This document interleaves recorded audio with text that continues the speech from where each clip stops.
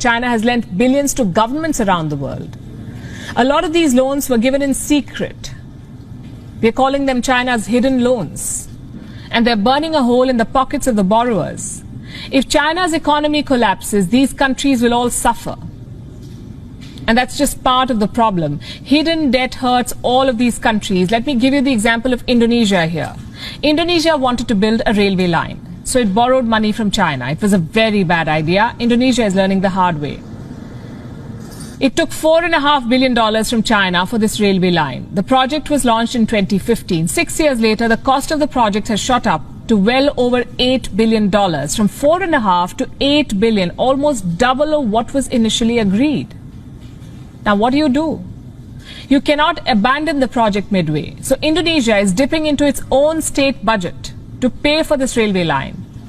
And this could be just the beginning of its troubles. Most of the money Indonesia has borrowed from China is off the books. It is hidden debt. It is not reflected in official books. Officially, Indonesia owes China close to $5 billion. Unofficially, Indonesia reportedly owes China close to $23 billion. That's $18 billion of hidden debt. 78% of Indonesia's debt to China is hidden. Who took these loans? Indonesian government entities. And these are very risky borrowings. The loans were given without sovereign guarantees, meaning if the borrowers go bankrupt, the Indonesian government will face pressure to bail out. They will have to pay that money. It's a trap. Ketika berita dari India ini menyebar, maka sebenarnya ada banyak pelajaran bernegara yang bisa kita ambil hikmahnya dari informasi tersebut. Salah satunya, mengapa masih membangun dengan hutang dan minusnya APBN atau state budget di cover pakai hutangan. Oke, kita jelaskan kalau pejabat keuangan mengatakan dalam pertahanan argumennya tentunya bahwa hutang Amerika kan lebih besar dari hutang Indonesia, atau hutang Jepang itu lebih besar dari hutang Indonesia. Sesungguhnya kalimat itu tidak salah. Sungguh tidak salah. Itu adalah fakta. Yang jadi masalah adalah banyak masyarakat yang tidak paham dunia keuangan. Maka kalau dilihat secara angka, maka hutang Amerika memang ribuan kali dari hutang Indonesia. Ya bener. Tapi sekali lagi nih ya, tapi hutang Amerika itu pakai dolar, pakai mata uangnya sendiri. Hutang pemerintah Jepang juga besar. Tetapi hutang Jepang terbesar, negara Jepang hutangnya adalah ke lembaga keuangan mereka sendiri. Obligasi pemerintah Jepang atau government bond, lembaga asuransi Jepang, dan lain sebagainya. Alias hutang mereka terbesar adalah dalam bentuk yen. Sementara hutang Indonesia adalah pakai mata uang asing, terutama dolar. Inilah mengapa kita harus mengubah cara bernegara di dalam nomenklatur keuangan negara. BI bukan lembaga tertinggi penerbit uang. Saat ini, masa pemerintah ngutang ke BI, jadi kesannya negara kurang uang. Sahabat, negara itu tidak pernah kekurangan rupiah. Harusnya BI yang pinjam ke negara. Jadi bukan surat hutang negara namanya, tapi surat hutang pemerintah atau government bond. Kalau sekarang negara ngutang ke BI, coba bayangkan, kok negara ngutang sih? Negara itu kaya. Oke lah, kita nanti detailkan pada saat New Mind pegang mandat. Kembali ke pemikiran negara harus ngutang jika APBN minus, juga dalam membangun harus berhutang, seperti kantor berita India laporkan tersebut. Kita berikan ilustrasi pakai bahasa sederhana, bahasa bisnis sehari-hari dari pengalaman pribadi. Tujuannya agar sahabat mengerti banyak sudut memahami bagaimana berhutang, mengapa di otak pejabat negara hutang itu penting, dan lain sebagainya dalam sebuah serial pembahasan. Dalam laporan media, banyak ghost town di Tiongkok. Apa itu kota hantu? Kota atau gedung ratusan yang dibangun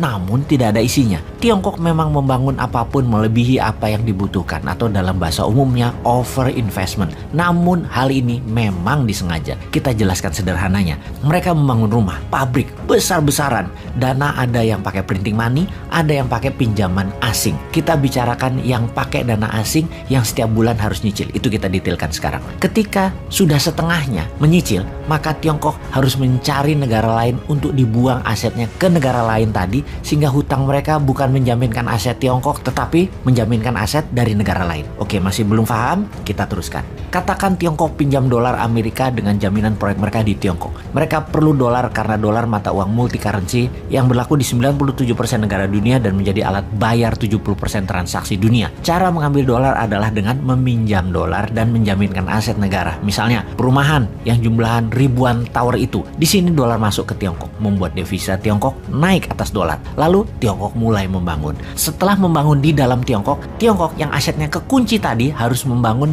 ke negara lain. Sekali lagi, harus membangun ke negara lain. Nah, karena itu Tiongkok punya 3 cara untuk menaklukkan sebuah negara yang telah Bosman ulang-ulangi ceritanya berkali-kali. Setelah takluk, maka negara yang pejabatnya terbeli, medianya terbeli, dan politikusnya terbeli, mulailah dikendalikan negara tersebut. Disuruhnya membangun, dibangunin tepatnya, dan untuk proyek manapun harus bayar pakai dolar Amerika. Ini sebagai modal mereka bayar hutang dolar dan memenuhi kebutuhan dolar Tiongkok. Negara tersebut bahkan harus over investment. Katakanlah negara tersebut adalah Papua Nugini. Jalan tol, jembatan, rel kereta api keliling Papua Nugini, 3 lapis kalau perlu, pelabuhan udara, pelabuhan laut, bangun kota, pusat industri, dan pusat ekonomi, bahkan ibu kota kalau perlu dibangun baru. Jaminan dari negara Papua Nugini ini adalah aset yang sesungguhnya menjadi jaminan terhadap dolar, pinjaman yang Tiongkok awalnya meminjam dari Amerika atau dari negara lain. Jadi kalau diringkas, printing money proyek negara yang mengerjakan itu BUMN-nya Tiongkok. Pinjaman dana dari luar negeri juga BUMN Tiongkok yang mengerjakannya.